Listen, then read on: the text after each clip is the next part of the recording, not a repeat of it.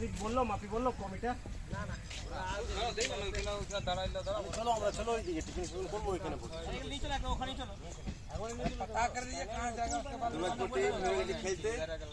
কিছুক্ষণের মধ্যে পাঁচ হয়ে খেলা হবে, জানি না কোন টিম জিতবে।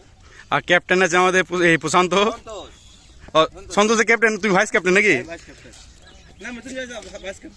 নমস্কার বন্ধুরা, স্বাগত সবাইকে নতুন একটা ব্লগে।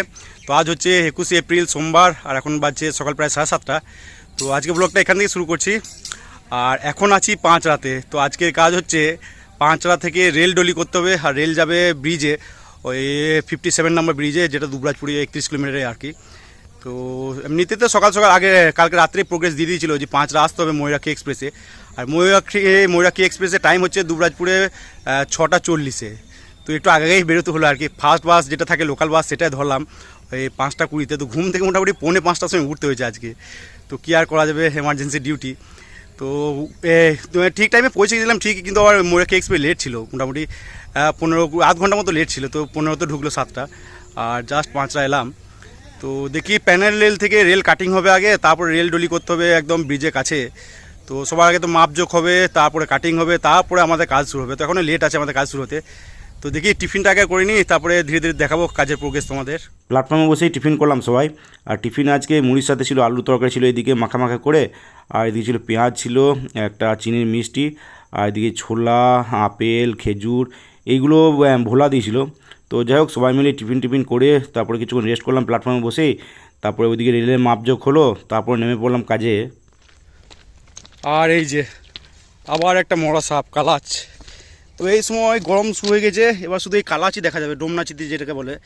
প্রচণ্ড বিষ এটার, শুনেছি নাকি এশিয়া মহাদেশের সব থেকে বিষধর সাপ এটা।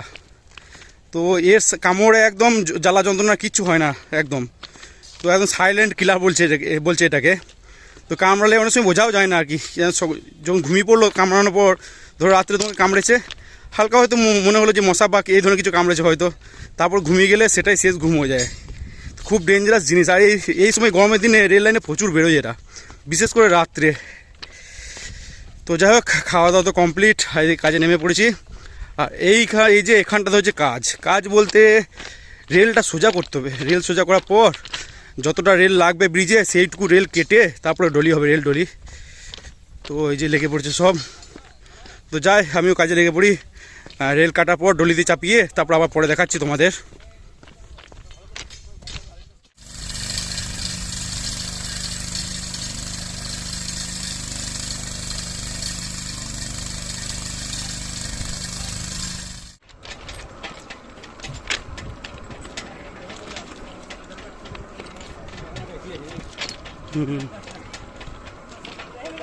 A few moments later.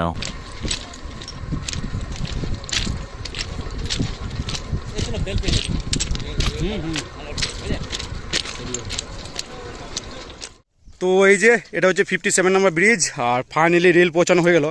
তো মোটামুটি পাঁচরা থেকে 2 কিলোমিটার আর কি রেলডুলি হলো। এরপরে আবার 4 কিলোমিটার হেঁটে হেঁটে স্টেশন যেতে হবে। তো দেখি 13 নম্বর গেটে কিছু রেস্ট করবো, তারপরে ফাঁকা ডলিগুলো নিয়ে একদম প্ল্যাটফর্মে যাবো।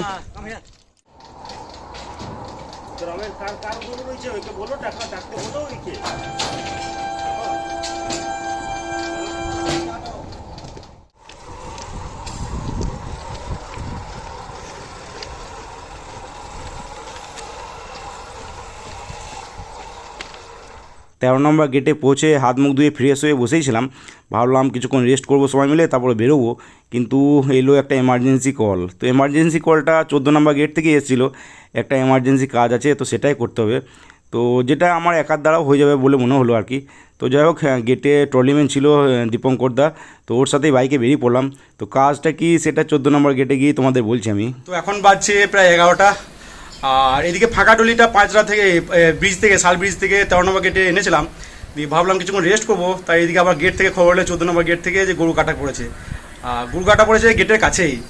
তো যাই হোক, ট্রলিম্যান ছিল দীপঙ্কর দা, ওর বাইকে এলাম আর কি 13 নম্বর গেট, এই 14 নম্বর গেটে। এবার দেখি গরুটাকে সরাতে হবে, কারণ রেল লাইনে হেভি কোনো জিনিস কাটলে সেটাকে সরাতে হয় লাইন থেকে, নাহলে অবস্ট্রাকশন তৈরি হলে ট্রেন চলাচল ব্যাহত হয় আর কি। তো দেখি এবার গরুটাকে সরাতে হবে কোনোরকম করে। তো সরাই, তারপর আবার পরে কথা হচ্ছে তোমাদের সাথে। 2000 years later. কাজ টাজ কমপ্লিট করার পর রেস্ট রুম গিয়ে ফ্রেশ ট্রেশ হয়ে কিছুক্ষণ রেস্ট করেছিলাম, তারপরে বেরিয়ে পড়েছিলাম। তো তো বাড়ি ফিরে মোটামুটি ওই 1:30টার সময় বসলাম লাঞ্চ করতে। আর আজকে লাঞ্চে ভাতের সাথে ছিল কাঁচা পেঁয়াজ দা আলুসানা, এদিকে ছিল মাছ আর পেঁয়াজ ভাজা, এদিকে ছিল পেঁয়াজ পোস্ত ডিম ভাজা ছিল এদিকে, আর এদিকে ছিল পুঁইয়ের তরকারি ডাল দিয়ে। তো এই ছিল আজকে লাঞ্চ। তো লাঞ্চ করার পর নিচেতেই শুয়েছিলাম আর নিচেতেই দিলাম একটা লম্বা ঘুম। আজকে ডিউটি থেকে বাড়ি ফেরার পর খেয়ে দিয়ে বেশ ভালোই ঘুম হলো। মোটামুটি ওই খাওয়া দাওয়া করে 2টোর মধ্যে শুয়ে পড়েছিলাম আর ঘুমিয়েও পড়েছিলাম আর কি। তো ঘুম ভাঙলো প্রায় 5টার সময়। তো টানা 3 ঘন্টা বেশ ভালো ঘুম হলো। তো ঘুমটা বিশেষ করে দরকার ছিল আজকে, কারণ আজকে বেশ সকাল সকাল উঠতে হয়েছে। মোটামুটি 4:45টার সময় উঠতে হয়েছে ডিউটি যাওয়ার জন্য। তো 5টাতে ডিউটি ছিল, তো আগে আগে ট্রেন ধরার ব্যাপার ছিল আর কি। তো কী আর করা যাবে। তো তো যাই হোক ঘুমিয়ে বেশ ভালোই পোষালো। আর এদিকে শরীরটাও বেশ ভালোই ব্যথা ছিল শরীরে, অ্যাকশনের রিয়াকশন বলতে পারো। কালকে গ্রিজিংয়ে কাজ হয়েছে, তো ওই ব্যাক থাইগুলো তো প্রচণ্ড পেন। আর এমনিতেই কালকে ওই বুড়ো আঙুলের নখে খোঁচা পেয়েছিল লোহাটাতে, তো ওখানটাও বেশ ভালোই কনকন করছিল। তো যাই হোক এখন মোটামুটি ঠিকই আছে। বিশেষ করে যেদিন গ্রিজিং হয় সেদিন তো বোঝা যায় না, পরের দিন বোঝা যায় আর কি। তো এই ব্যথাটা 2 দিন ভোগাবে মনে হচ্ছে।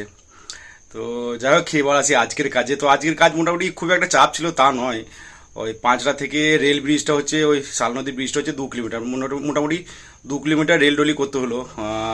আর সকাল সকাল করেছিলাম, অতটা রোদ হয়নি আপাতত তখন অবধি। কিন্তু ব্যাপার হচ্ছে রেলটা নামানোর পর এই শাল ব্রিজ থেকে দুবরাজপুর আসা, ফাঁকা ডলিগুলো নিয়ে আসা, ওটাই খুব চাপের কাজ ছিল। তো মোটামুটি ওখান থেকে 4 কিলোমিটার, তো ওটা আর রোদ করছিল, তো প্রচণ্ড চাপের কাজ ছিল। তো যাই হোক 13 নম্বর গেটে এসে রেস্ট করছিলাম। আর এদিকে তো খবর হলো যে এই যে 14 নম্বর গেটের কাছে গরু কাটা পড়েছে, তো সরাতে হবে আর কি। তো বাকিরা রেস্ট করছিল আর আমি এলাম একাই। ট্রলিম্যান ছিল একটা, দীপঙ্কর দা, তো ওর সাথে এলাম। তো এসে দেখলাম যা বড় সড়ই ছিল, সরাতে একটু বেশ ভালোই সমস্যা হলো। আর গরু মোটামুটি কাটা পড়ে, মাঝে মাঝে কাটা পড়ে, খুব একটা পড়ে না তা নয়। তবে এটা দেখে একটু খারাপই লাগলো, কারণ এটা হচ্ছে প্রেগনেন্ট ছিল গরুটা। তো যা দেখলাম বাছুরটা পড়েছিল লাইনে, সেটাকেও সরাতে হলো। তো নর্মালি তো ট্রেন হর্ন মারলে সরে যায় তাড়াতাড়ি, কিন্তু প্রেগনেন্ট ছিল বলে অতটা তাড়াতাড়ি সরতে পারেনি হয়তো, তার জন্যই ধাক্কাটা খেয়েছে। তো ছিন্ন ভিন্ন হয়নি বডিটা, এই জন্য সরাতে সুবিধা হয়, নাহলে ছিন্ন ভিন্ন হলে খুব অসুবিধা হয় বডি সরাতে। তো বাছুরটা তো একদম ভালোই ছিল বলতে ইনট্যাক্টই ছিল একদম, কিচ্ছু হয়নি, জাস্ট মারা গেছে আর কি। তো ধাক্কা খাওয়ার সঙ্গে সঙ্গেই বাছুরটা পেট ফেটে বেরিয়ে যায় আর কি প্রথমেই। তারপরে গরুটাকে অনেকটা টেনে নিয়ে যায় আর কি ট্রেনেই। তো যাই হোক বাড়ি ফিরে স্নান টান সেরে ফ্রেশ হয়ে খাওয়া দাওয়া করে শুয়েছিলাম। আর এখন এই গরম ঘেমে অস্থির, এই যে ফ্যানটা বন্ধ করেছি তো ঘাম দেবো জাস্ট। তো যাই হোক কিছু খাই, স্নান টান কমপ্লিট, ফ্রেশ হয়ে গেছি একদম।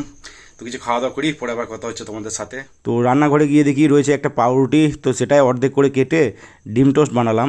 তো একটাই বানালাম, অতটা খিদে ছিল না। তো অন্যান্য সময় কী হয় 2টো ডিম টোস্ট বানাই। তো যাই হোক ডিম টোস্ট ছিল আর এদিকে ছিল সস। তো খাওয়া দাওয়া করার পর নিচেতেই শুয়েছিলাম, শুয়ে দেখছিলাম IPL।